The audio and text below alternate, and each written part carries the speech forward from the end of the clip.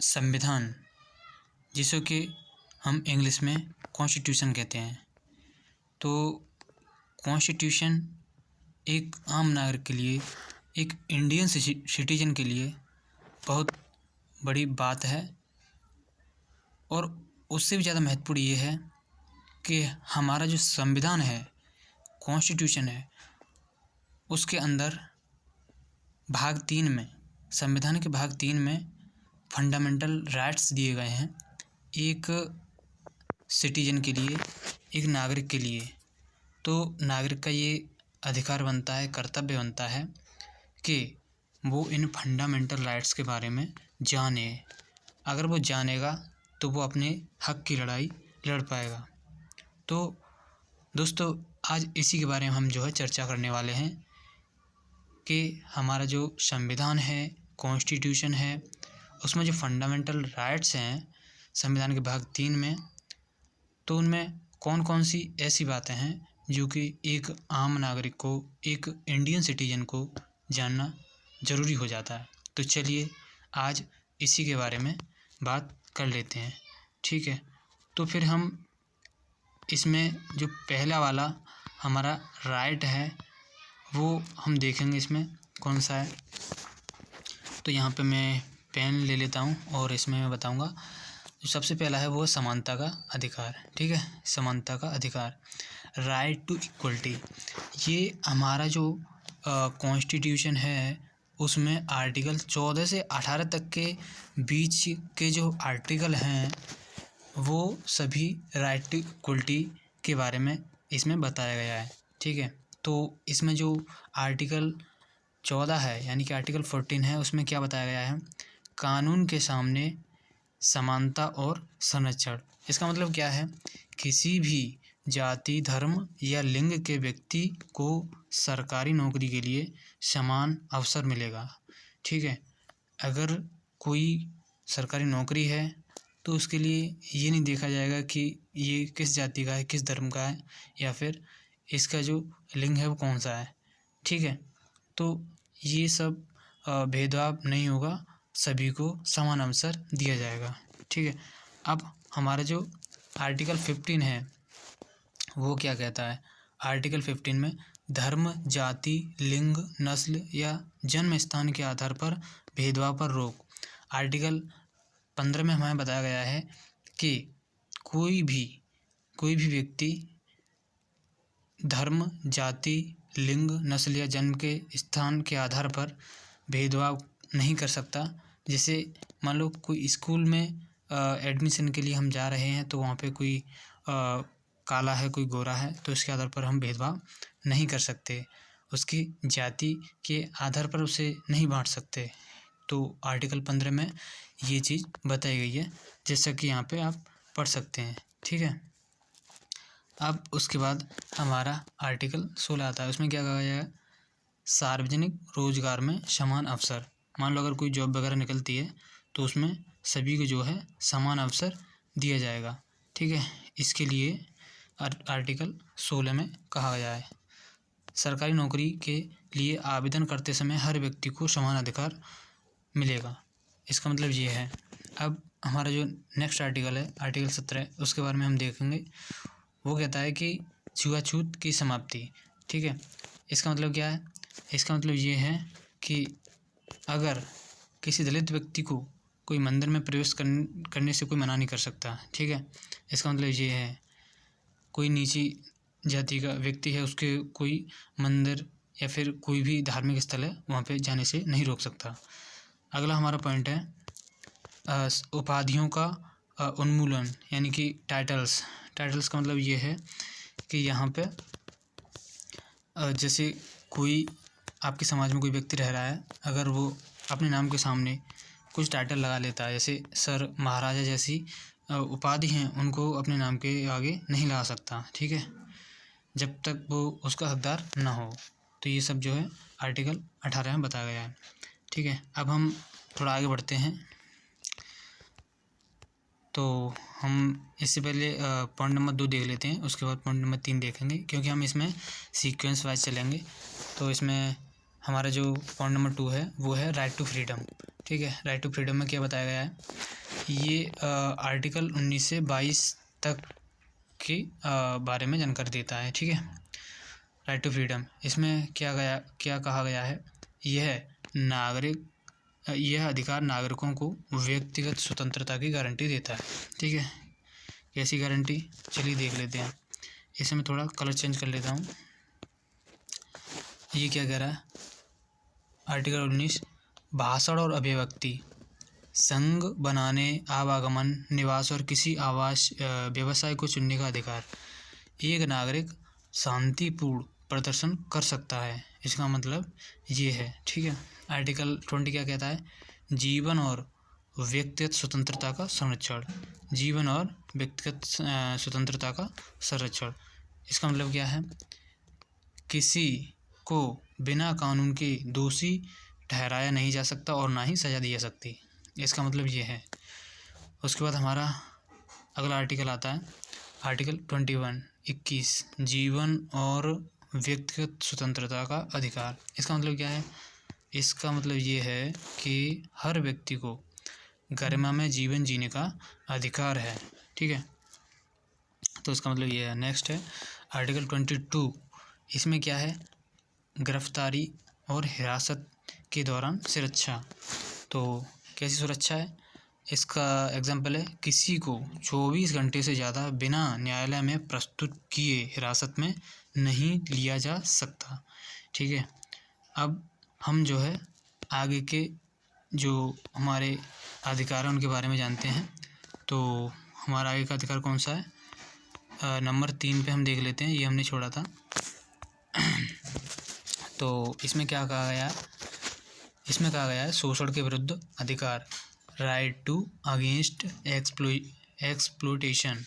ठीक है। तो इसमें आर्टिकल 23 से 24 के बात करी गई है।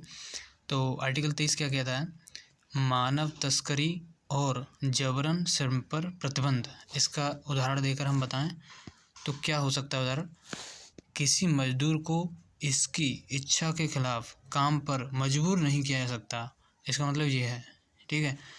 अगला आर्टिकल 24 यानी कि आर्टिकल 24 हमारा क्या कहता है, 14 वर्ष से कम उम्र के बच्चों को खतरनाक उद्योगों में काम करने से रोकना। ठीक है। यानी कि 14 वर्ष से कम उम्र के जो बच्चे हैं उनको किसी भी फैक्ट्री या कारखाने में काम के लिए नहीं रखा जा सकता। ये हमारा जो संविधान का नियम है वो शोषण के विरुद्ध अधिकार में आ जाता है। ठीक है। Right to against exploitation. चलिए अब हम अगले पॉइंट की तरफ चलते हैं। तो हमारा 3 पॉइंट हो गए, अब चौथा पॉइंट क्या है, चलिए इसे भी देख लेते हैं। इसमें क्या है, धर्म की स्वतंत्रता का अधिकार। ठीक है। Right to freedom of religion. इसमें हमारा आर्टिकल 25 से 28 के बारे में बात करी गई है। यह अधिकार धार्मिक स्वतंत्रता प्रदान करता है। ठीक है। इसमें जो अनुच्छेद 25 यानी कि आर्टिकल 25 है, उसमें क्या कहा गया है, उसमें कहा गया है सभी को अपने धर्म का पालन, प्रचार करने का अधिकार है। ठीक है। जैसे कोई व्यक्ति अपने धर्म का प्रसार कर सकता है, ये आर्टिकल 25 में बताया गया है। ठीक है। आर्टिकल 26 क्या कहता है, ये कहता है कि धार्मिक मामलों का प्रबंधन, मतलब ये मंदिर या फिर मस्जिद की संपत्ति का प्रबंधन समुदाय द्वारा किया जा सकता है। ठीक है।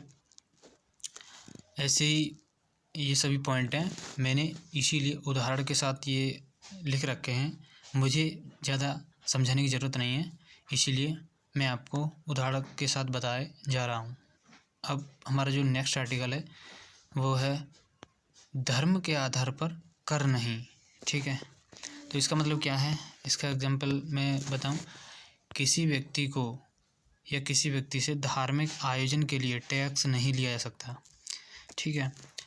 हमारा अगला जो आर्टिकल है वो क्या कहता है, धार्मिक शिक्षा पर नियंत्रण। सरकारी स्कूलों में धार्मिक शिक्षा नहीं दी जा सकती। ठीक है। क्योंकि इंडिया में कई धर्म के लोग रहते हैं, तो अलग अलग धर्म की शिक्षा नहीं दी जा सकती। चलिए हमारा जो अगला है पॉइंट उसे देख लेते हैं।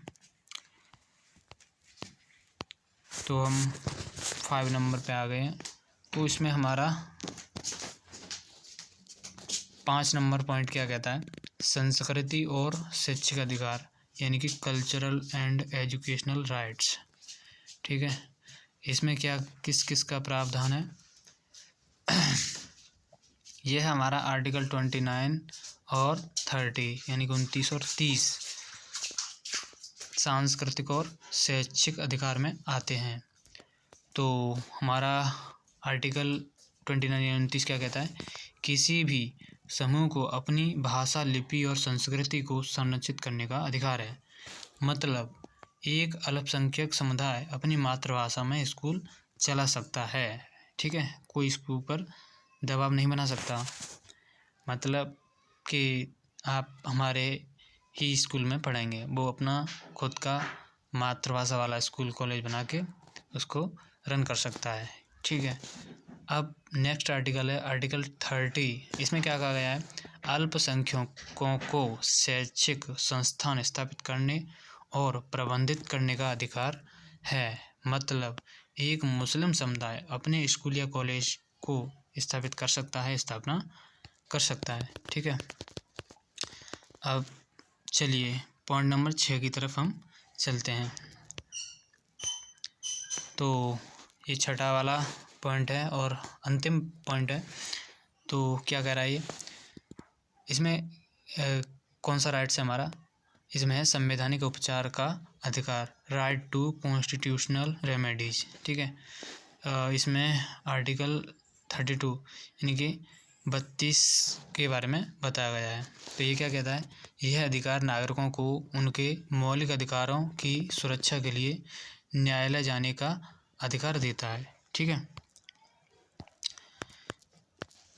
जैसे यदि किसी व्यक्ति का मौलिक अधिकार छीना गया है तो वह सुप्रीम कोर्ट या हाई कोर्ट में रिट याचिका दायर कर सकता है। ठीक है, ये सब इस पॉइंट के बारे में बताया गया है। अब नेक्स्ट इसमें कुछ पॉइंट्स हैं, जैसे हाबियस कॉर्पस, गैर कानूनी हिरासत के खिलाफ। ये एक तरह से कह सकते हैं ये कानून नियम, मान लो गैर कानूनी हिरासत के खिलाफ कोई गैर कानूनी तरीके से किसी को हिरासत में ले लेता है तो उसके खिलाफ जो कानून चलाया जाएगा वो है हाबियस कॉर्पस के अंतर्गत। नेक्स्ट है मंडापस, इसका मतलब सरकारी अधिकारी को कर्तव्य निभाने का आदेश। इसके अंतर्गत क्या किया जाएगा कि कोई भी गवर्नमेंट ऑफिसर है, सरकारी है, अधिकारी है, उसको अपने कर्तव्य निभाने का आदेश दिया जाता है। किसके अंतर्गत, मंडामस। ठीक है, नेक्स्ट है प्रोहिबिशन यानी कि निषेध, इसका हिंदी में अर्थ होता है निचली अदालत को गलत अधिकार क्षेत्र में काम करने से रोकेंगे, तो फिर उसके लिए प्रोहिबिशन। और नेक्स्ट है हमारा को वारंटो, इसका मतलब पद पर अवैध कब्जा रोकने के लिए इसको चलाते हैं। ठीक है, उसके बाद हमारा सर्टियोरी, निचली अदालत के आदेश को रद्द करने के लिए हम सर्टियोरी का उपयोग में लाते हैं। ठीक है, अब हम ये तो सब कंप्लीट हो गया। अब नेक्स्ट क्या है, अब इसके बारे में हम थोड़ा और जान लेते हैं। चलिए, इसमें क्या है, मौलिक अधिकार हमारे समाज की नींव हैं। ठीक है, ये अधिकार न केवल हमें गरिमा में जीवन जीने का अवसर प्रदान करते हैं बल्कि लोकतंत्र को मजबूत बनाते हैं। हमें हर नागरिक को इन्हें समझना और इसका पालन करना चाहिए। ठीक है, तो इन्हीं शब्दों के साथ मैं वीडियो को समाप्त करना चाहता हूँ। ठीक है, तो उम्मीद करता हूँ आपने ये सब जाना होगा, पहचाना होगा कि हमारे जो राइट्स हैं, फंडामेंटल राइट्स हैं, उनके अंतर्गत कौन कौन से पॉइंट्स आते हैं जिनके बारे में हमें जानकारी होना चाहिए, पता होना चाहिए। ठीक है, मैं आशा ही नहीं बल्कि पूरी उम्मीद करता हूँ आपको समझ में आ गया होगा। ठीक है, तो यहीं तक हम अपनी वीडियो को समाप्त करते हैं। तो अपना कीमती समय देने के लिए आपका बहुत बहुत धन्यवाद। ठीक है, तो चलिए फिर